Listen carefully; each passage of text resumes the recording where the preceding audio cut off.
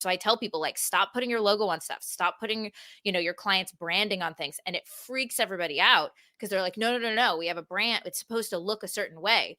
You're like, that's not actually helping you. It's the disruption of having things look so clean cut that they don't feel real. The more real and raw it feels, the more people are likely to feel like you're a real person or a real company that cares about real people who are messy. This is Social Pulse Podcast Retail Edition, your go-to guide to solving your biggest retail social media marketing challenges authentically. I'm your host, Mike Alton, and each episode is an honest and frank look at what marketers go through, from awful algorithms to terrific trends and ideas that you can apply to your own business. And now, the rest of today's episode. Welcome back to Social Pulse Podcast Retail Edition, where we're digging into the challenges, successes, and stories of social media and community professionals in the industry, just like you. Subscribe to gain valuable insights that you'll be able to apply to your own work and social presence from each and every episode. Now, in NLP, we talk about how important it is to build rapport with other people in order to effectively communicate. The more someone else knows, likes, and trusts you, the more likely they are to do business with you. And we teach tactics like matching and mirroring, making eye contact, and more to facilitate rapid rapport building. When it comes to social media, utilizing these kinds of tactics is challenging, if not impossible. And yet we still need to build relationships with our audience, connect with them, don't we? How are we supposed to create connections with people digitally? And how, as social media and community managers, can we ensure these efforts benefit the brand? Well, that's exactly what Dana Malstaff is going to talk to us about. Dana is the founder of Boss Mom and creator of Nurture to Convert. She's a mother, author, speaker, podcaster, and movement maker. She believes that too many brilliant moms are struggling to figure out how to grow their business while balancing all that is required to be a good mom, partner, and a woman. Dana teaches nurture marketing to thousands of boss moms so they can authentically get visible and grow their businesses even with their inconsistent schedules. Hey, Dana, welcome to the show. Oh, thanks for having me. I'm super excited to be here. I have lots to say about social media, so this should be fun. I know you do. I'm so excited to dig in, but let's start with talking about Boss Mom. What is it and why did you start it? Yeah. Okay. I started Boss Mom because it was an accident. It was everything. Everything we all do in life, I feel like, ends up being an accident. I wanted to write a book about marketing, and was in a mastermind with a couple people. One of them was Azul Toronis, who helps write books. And he said, hey, if anybody wants to write a book, I'll do it at a low cost. And I was like, I'm in. I want it. I was pregnant with my daughter, who's almost 9 now. And my son was less than 2 years old. So not optimal time to like sit around and write a book. And I sat down and we were going to write, it was going to be called Expand Your Reach, which is what I was calling my business at the time. And came out that what I really wanted to write about was moms and how freaking hard it is, and how hard it is to really lose your identity as a woman. You are one thing, and this independent person, you have all these dreams and all these things that you want, and then you become a mom. I think I'm assuming men feel this in some way, but I think it's different Mm. in its intensity for a woman, and and just how hard that is. The guilt you feel for wanting more than just being a parent, the times you want to just shut everything down over here and just be with your children. The feeling, I was talking with my brother about this morning, that feeling you have of being with your children, but not actually building or creating anything meaningful or that has a ripple effect, that your children are the ripple effect, and how that messes with your brain in terms of the value of the time you spend. All of those things became the Boss Mom book that was out in 2015. And what happened was that everybody was so excited about it, that someone was talking about it, that it was real for them, and they got to verbalize it, or at least be around somebody who would verbalize it, that we started the Boss Mom podcast, we started the Boss Moms Facebook group, and we just started boss momming everything. That was almost a decade ago. And still to this day, by the way, you talk about the social media that works, still to this day, creating something that talks about what we call as your industry opinions. What is broken with the world? What are the things that we are scared to talk about, that we feel guilty about liking or not liking, or the way we feel or the way we act, things that are wrong culturally, things that are wrong in your industry, in life, all of those things. And then talking about your shared vision of the future of what it could be, and how your product or service or thing helps create that shared vision of the future. That's what's been working since the beginning of time for marketing, but Mm. more so now because there's so much disgruntledness about life and things. And we are now just becoming brave enough with social media to talk about it. There's all the things about social media that really suck that people talk about, and the way they can be mean and harsh and blah, blah, blah, all those things.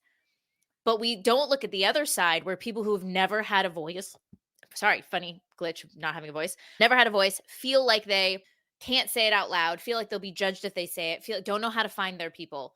Those people are finding that space. We are creating a social space of bravery, of connection, of collaboration, of your village. And that is intensely valuable to people. And if you can tap into that for whatever brand you're working in, you can move mountains and you can sell a heck a lot more. For Boss Mom, we've tapped into that for moms, and it's a really powerful tool, and you can make a positive effect in people's lives while you're doing it, which is one of the big benefits, obviously, that makes you helps you sleep at night. Okay, wow, folks, we could probably just end the podcast right there. I asked Dana to to introduce her company, and in the process of doing so, you shared this completely succinct and yet powerful truth about marketing, which is that the real key is to figure out what it is that your target audience is struggling with. What are you going to be able to relate to them from a negative perspective, but then also find that truly magical perspective of a vision of the future of how things could be different, maybe with your help. And that's how really good marketing happens. There are plenty of people out there that can simply just honestly bitch about whatever, if it's social media or anything like that, but they're not offering solutions. They're not offering a vision that I could potentially see myself being a part of that. Right. And it's that kind of a message that really resonates with people. That's a really powerful marketing ploy and or strategy. Ploy is not the right word. That sounds almost a negative connotation, but it's a powerful marketing strategy. Yeah. And I can't believe that you just laid that out as part of, no, this is who I am. This is this organization, this platform that I started. Thank you for sharing that. Now Yeah. I want you to share what's around the corner, what's coming with Boss Yeah. Mom. Well, and it's interesting because social media, I've been really, really thinking about this because we teach what we call like the nurture to convert system, right? And what I just talked about is we call it nurture messaging. So there is a few key components to it, but one is your industry opinions, and one is your permissions and belonging. So your permissions and belonging start with a you're not crazy, right? This is normal, right? So when you want to say like we want to normalize blank, like in your if you did a post on social for your clients and you said we want to normalize blank, like what would that list of things do? Like we will no longer stand for blank, right? It mixes basically your industry opinions where you say this is what's broken with this industry or culture or whatever, and then this is we want to normalize it. Us people like us, like we want to normalize 5 a.m. runs to start your day. Like I would not fit with that because I joke that when I get the urge to run, I lay down until it passes because it is not my thing. I don't like running. I don't know where you're going. I don't know why you do it. I have a different version of what healthy looks like. So those aren't my people, but those would be, right? And so there's all different things that can work for that. There's a couple other things that go into that space of nurture messaging. But ultimately what I have discovered is that everybody's trying to grow their business, grow their sales, all do everything on social media. But ultimately, what social media does most for companies, right, is it just gets them in the door, right? It's the thing outside that gets you to walk in the restaurant or the bar, gets you to walk in the rec center, gets you to walk in the store and decide that you like it enough to spend some time there. Right. And we've lost sight of that because we're all trying to build all of this content where we actually live on social media. The living is on social media so that everything they could possibly need to know about you and what they need. There is no intrigue. There is no, like to call the Matrix, which makes me super old. There's no red dress. There's nothing that makes somebody turn around. What we're trying to do is exist entirely on social media so that the only thing they have to do is click buy. And there is a lot of buying on social media that's happening. So don't get me wrong, there is a place for certain things like that, but ultimately what I think we will end up as people get more and more annoyed with social media just becoming an entertainment platform is I think they're going to move towards how do I create your intrigue of going, this might be my place. This might be my new Cheers that I go to, that I hang out with, that I have friends with, that I'm there, that we all have the same brands, that we all do the same thing, that I can associate my morals or my principles or my belief about the world or whatever it is here. And now I'm going to come in and I'm going to live in your space. I think there's going to be more of that, where social media is the doorway, is the thing that gets them in the door. And then we start to move them in other places. Because I believe that is going to be true, we created Boss Mom Plus, which is, it is an outside platform. So we are using Circle as the current platform Mm. so that it has the community functions and things like that. And then, but then we paid to have our own Boss Mom app. So they've then developed Boss Mom as its own standalone app and space, own URL, everything. So we're using the Circle functionality, but we've invested in making it our own space. And we are working to make it a social media free marketing platform, networking, connection, communication, like all those things that everybody wants, so that marketing is easier for moms, because we don't have time to be an expert and a marketer and a mom. There's barely enough time for two of those things. And so we are working to, we're basically shut down our 75,000 person Facebook group, and we're telling everybody, come over here. Like, I drew a line in the sand and I said, no, I'm not going to do it anymore. I'm not going to play by the rules. And I just sent out an email yesterday that was just, the subject line was, I'm pissed off. And the whole email was about, like, we just play by everybody else's rules so much. And those rules are based around 20-year-olds that are doing ASMR sensory stuff. And they're, my daughter likes this girl that has these insanely long nails that has gems on them, that clicks her nails around, and she has millions of followers, and that's who they like. And I try to tell my daughter, like, you can enjoy this, but please don't listen to any of her life decisions. Just, can we separate enjoying watching her and thinking she's going to give you good advice on anything in her life? Just, can I just be the mom who separates those things? And we're going to have more and more of that, which is, who do you trust online? Who do you do? That's why the opinions and the belonging and the permissions matters so much, because we want to get that the people that we want buying from us to go, ooh, I trust you. Now, where can I go that's more distraction free? Where can I go that's a calmer, less noisy place? And I think that's going to become more and more. So Boss Mom Plus is our answer to that. And I think we are already starting to see some of this happening, but I think that we are going to find new places like Circle and other kinds of platforms that seek to be that space. And then 20, 30 years from now, those places will be too noisy and we will have to reinvent a new place that is less noisy.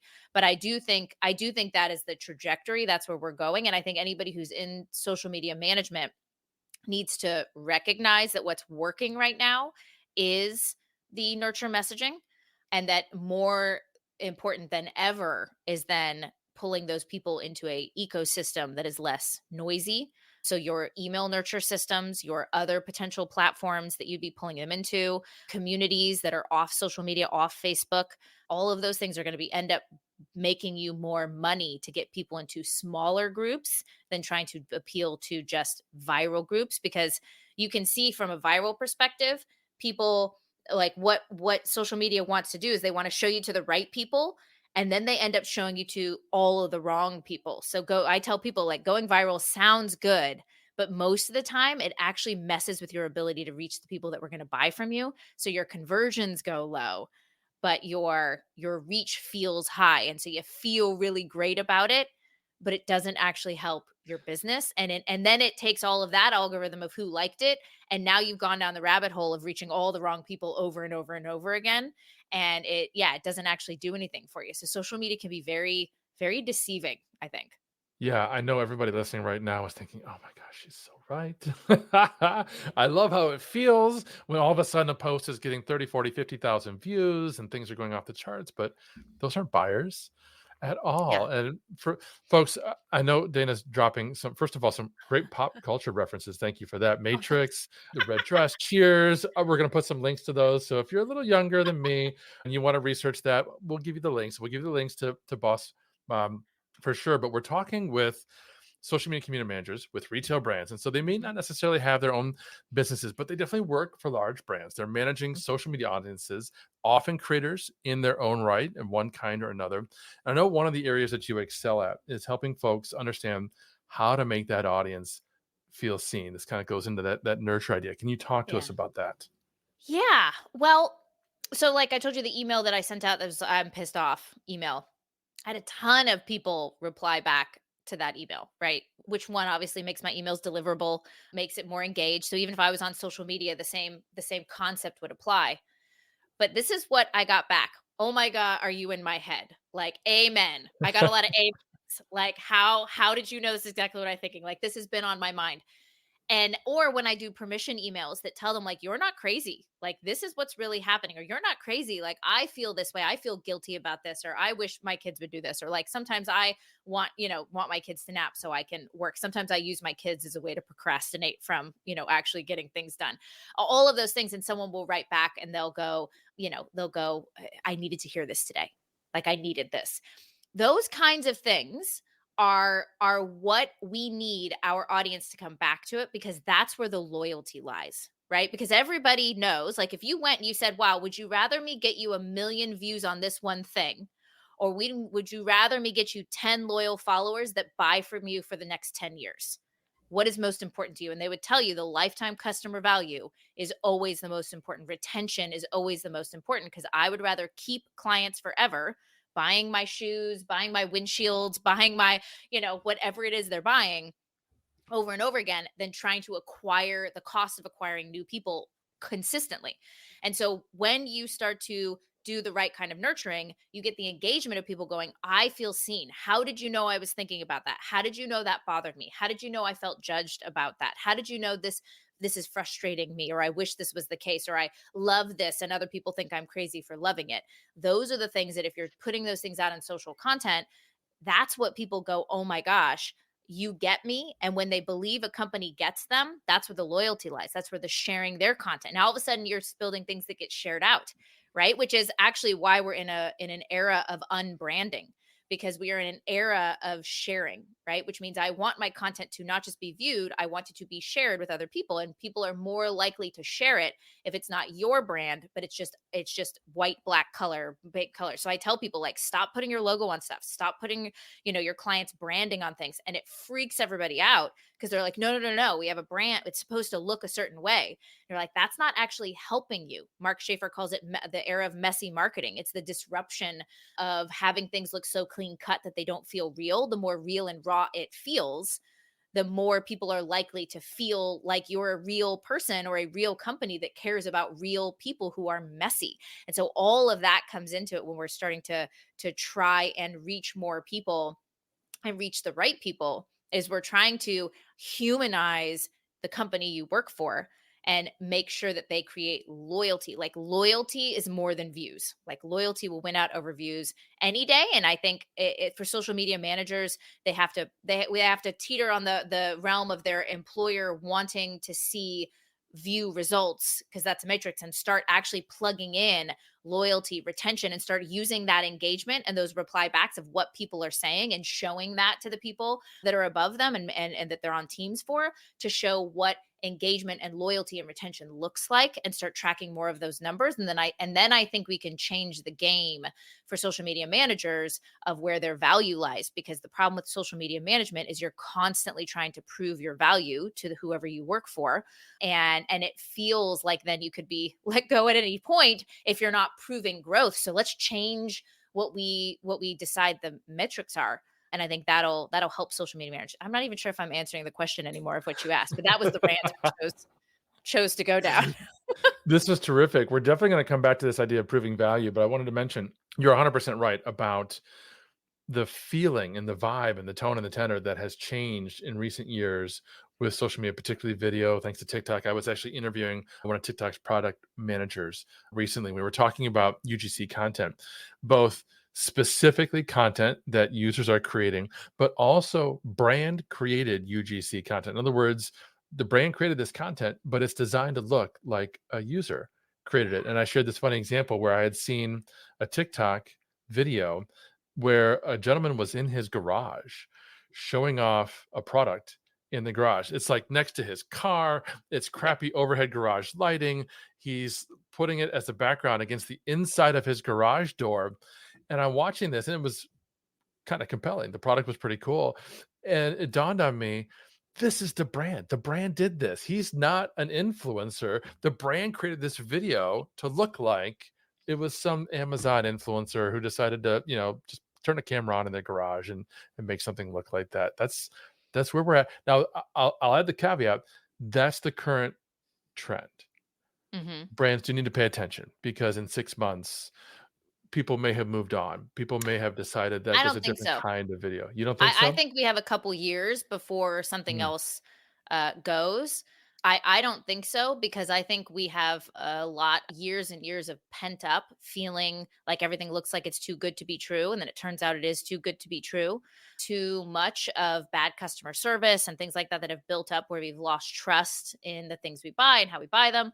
I think all of that we've got a couple years before that stops being what people are just scrolling and sharing because you've got the few seconds. You get the few seconds of somebody to feel like it's real. I don't think that's going anywhere. Even when Hermosi comes out and says he's literally going to stop editing his videos and make them more real and more raw, we've got a couple years before everybody realizes that's what he's doing. That all of everybody who's a video editor changes their style and gets rid of all the stupid emojis and all the things that everybody did. And the more in front of that you can be for your clients, that messy marketing is what is working right now. I think we got a couple years before that trend goes away. Now, I will say the more you can recognize when that's when that will work and when that won't is important. So for instance, if you're going to do something where you're going to have somebody just get in their car, right? And quickly feel like I just have to say this, right? And those are phrases like I've mhm. just got to tell you guys this thing that I'm thinking or this thing that I just found. Don't use good audio, right? Like who on earth would Yeah. tell you to not use great audio? But if the audio sounds like it's coming from your phone, that's real. People are starting to pick up on the fact that wait, but that's got perfect audio and perfect lighting, but you're in your car. Okay, now and what people are going to do is that's the thing I think we have to be careful in the next 6 months is people that aren't paying attention that are trying to create these situations and these feelings, but they're not actually doing them authentically and people are going to pick up on that. It's like when you're like, "Wait a second, that thing doesn't have a shadow. What's wrong with this? That's supposed to have a shadow." Okay, that's not really there. Like you'll see that sometimes when they have it's supposed to look like something's hovering or something's doing or something's stepping down, but you can tell it's AI generated because they're not actually stepping. Or this is the best one, someone in a show that is holding coffee, but you can tell that there's no coffee in it. It's like something in your brain knows that is too light, that there's nothing in that cup, and it bothers the crap out of me. And then you notice it that nobody's actually holding coffee or drinking coffee. It's all fake. That's what's going to happen in the next 6 months is be careful that you recognize the dynamics of what authenticity looks like and what people are going to know. Are they going to know that cup is empty? Are they going to know that audio shouldn't be so good? Are they going to know that lighting shouldn't be perfect? If you don't get those things right, that's the stuff that people are going to go, I think something's amiss here. I think they're trying to dupe me. And when people feel duped, they don't like it. So that I think that's the thing to watch out for is that authenticity is actually there even if it's something you have thought out and created. It can still be both, I think. Well, it's interesting you're talking about authenticity. You've Mhm. mentioned trust many, many times, and then Mhm. you did that little thing where you mentioned AI. Mm. And Yes. you mentioned this before we started recording, right? Yeah. How much AI is impacting everything we do, of course, but it's obviously going to have an impact on how we share what we're sharing. You talked about this before we started recording about how we need to be transparent about whether this was human created or AI created. And I think that that plays into what you're talking about just now. Yes. Yeah, I just did a video for a summit. I'm actually happy to share it with anybody. It's not out and about, but I could give you the link is how to use AI to brainstorm your messaging because I have a deep belief that AI actually doesn't help you with marketing because or and not even really help you with a lot of the brainstorming of your ideal client and those kinds of things in the way that people are using it right now because what they're doing is it's pulling from a collective of information, so what it's Mm. going to do is it's going to give you the most trendy, jargony way of saying it. And jargon doesn't work, by the way. I tell people all the time, you do the industry test and you do the jargon test. Is what you're saying, could it apply to multiple industries? And if it could, it's not gonna work. If it sounds too jargony, if it's a word that is used so much that even words like focus and stuck and, happy and like those they're all jargon, which means somebody, each person who sees it is going to interpret its meaning in a different way. Then it's not going to work. And AI does a amazing job of giving you the most succinct, jargony way of saying something. But rarely does that actually work right now. And so I've come up with a way to ask the right kind of questions where it does give you actual authentic things. So just for example, going in and asking questions like, I'm having coffee with this kind of person, right? I'm having coffee with somebody who is like, give me an example of a kind of company of somebody that would be listening to this right now and the company they have or work for. So a typical company would be like a retail fashion store, like a chain of fashion stores, Okay. like Nordstrom's, for instance. Okay.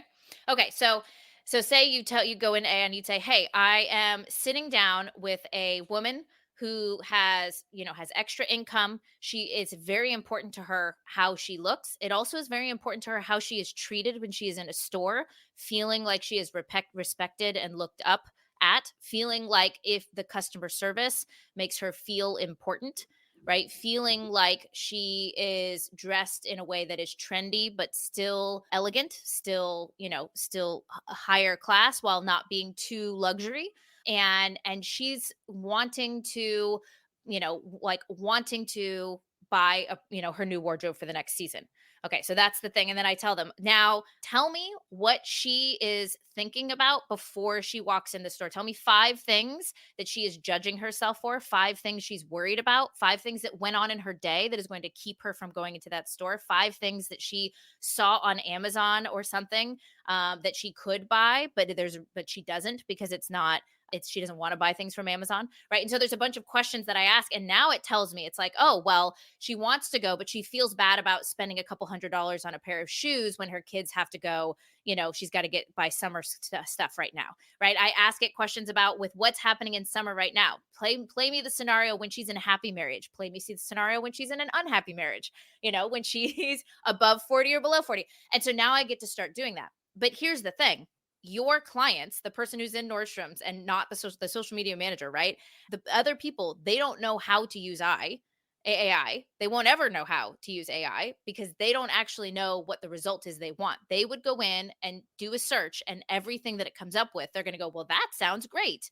And then it's Yeah. your job to go in and say, no, it doesn't, and it won't work, right? So it's your job to start getting the one liners and the things because AI, in my opinion, is years away and maybe will never be able to pull together everything that you need for it to work. You will always need humans, just like you should have humans, instead of drones in places, right? Like you will always be able to read the room better than AI will be. So there will always be a place.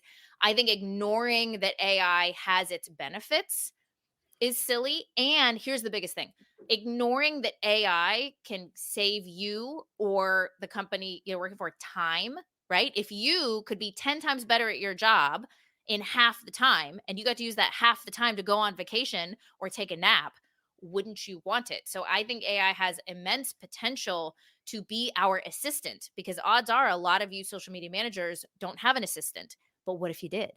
Right? What if you did? And Mike, for you, like for the companies that are providing tools that help you with social media and do those Yeah. different things, looking at it and going, how can AI actually make us look better? It's like the crock pot. They did a bunch of studies on the crock pot, and women didn't care about talking about it making dinner easier. They cared that it made it look like they were magical. How did you go to work and cook a pot roast? Like you're the most magical human being. And they didn't want them to know how easy it was. They wanted everybody to think they slaved away and was hard. As social media managers, you want to look magical to your employer, right? So in a lot of ways, AI can help you look magical, but the human factor is you're the one taking the little strings of ideas and pulling them together into something that works and then reviewing those things and tweaking it because marketing is all about tweaking until it works right. And you're the one that's the human that's going to your boss and telling them the things they should care about and why and what their market is saying and what they're doing and making those strategic ideas and shifts. AI is just your assistant. And in my opinion, that's all it will ever be because everybody says AI is going to be smarter than us and it's going to take over. I just don't think I don't think that's true because we're all a bunch of messy, emotional humans, and unless AI becomes messy and emotional, it's just always going to be too cold for us to actually hand over the reins to, I think. Awesome. Awesome. Folks, we're talking with Dana Malstaff about building and connecting with your retail audience on social media. I've got a few more questions for Dana. Maybe one more question. We're getting close to the end of time already, but before I get to those, I've got a quick story to share from you from Love Pop.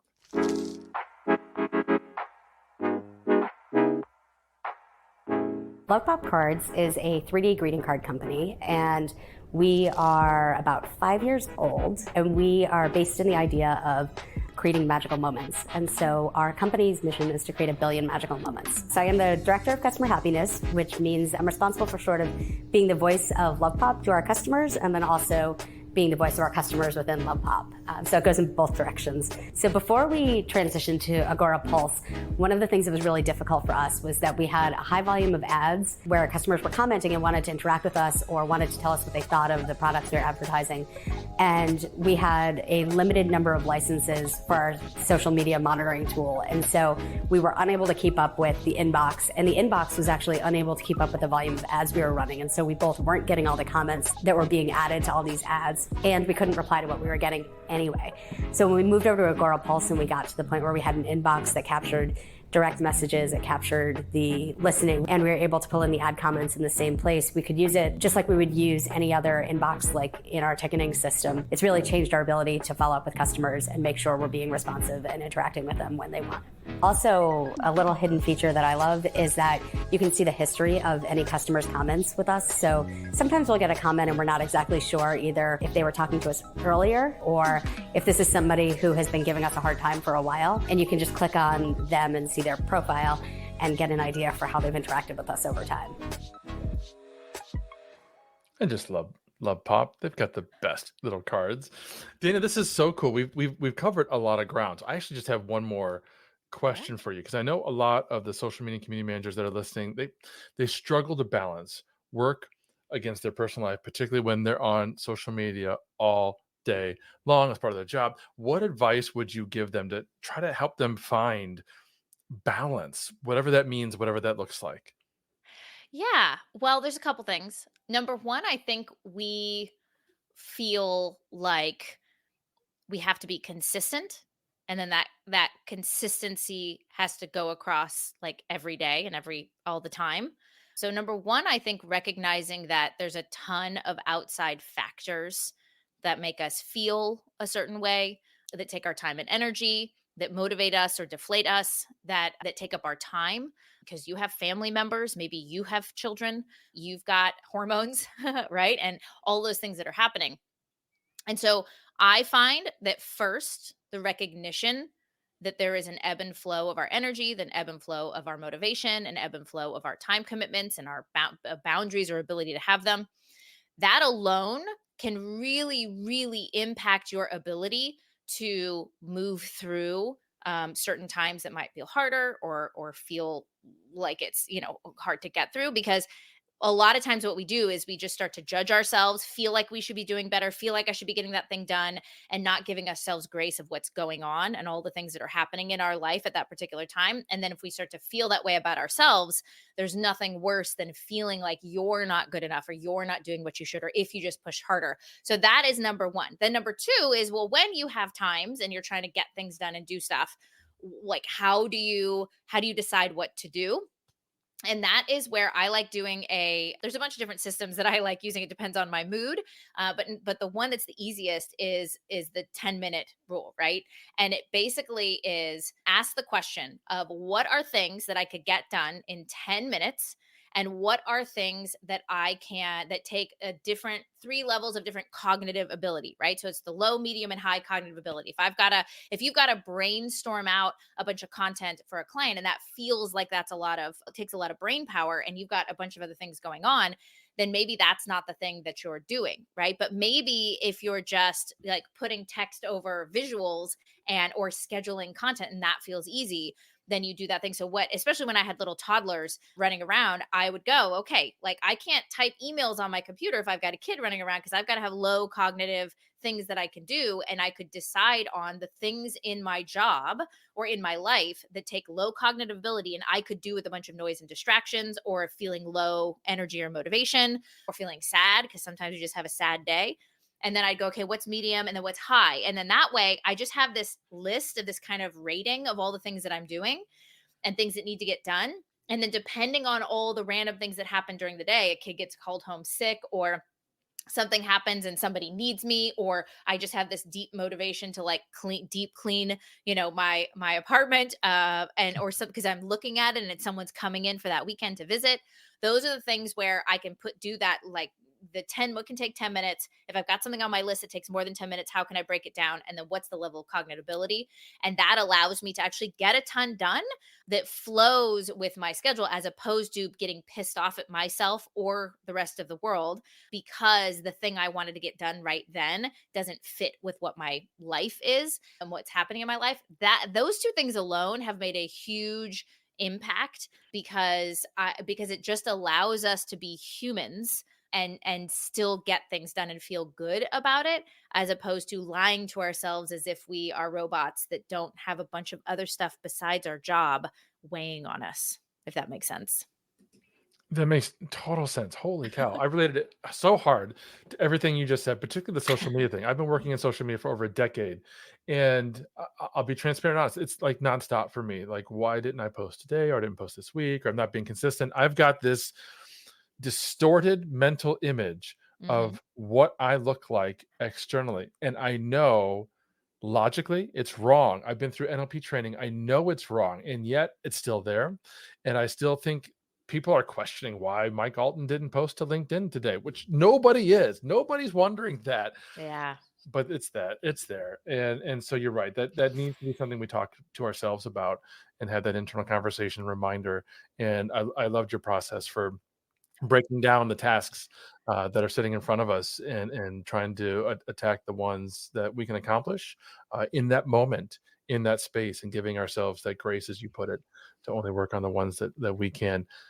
Dana, this has been fantastic. I can't believe the time has gone so fast. For those who want to learn more about you personally, or maybe they want to join the platform, not a community, the platform you're building, where can they go to learn more?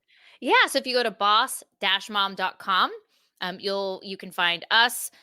It'll take you to the link to go and check out Boss Mom Plus, to the Boss Mom podcast. We're actually right in the middle of rewriting the Boss Mom book. So at the end of the summer, we are going to have that. We are also in June, within the Boss Mom Plus platform, we are relaunching our Nurture to Convert certification. So you can become a certified Nurture to Convert marketing expert, so that you learn the ins and outs of exactly how we do our social content, how we do our email marketing, how we do our messaging that permeates all of the content for you and your clients. And so we're really excited about that, because it was really successful when we did it. We do it once a year.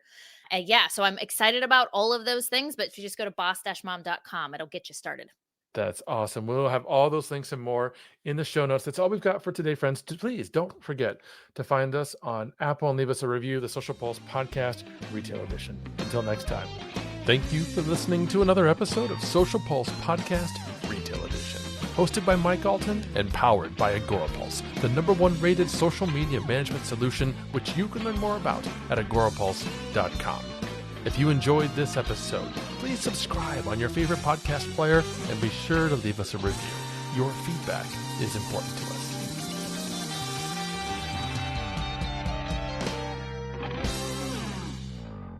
This podcast is heard along the Marketing Podcast Network. For more great marketing podcasts, visit marketingpodcasts.net.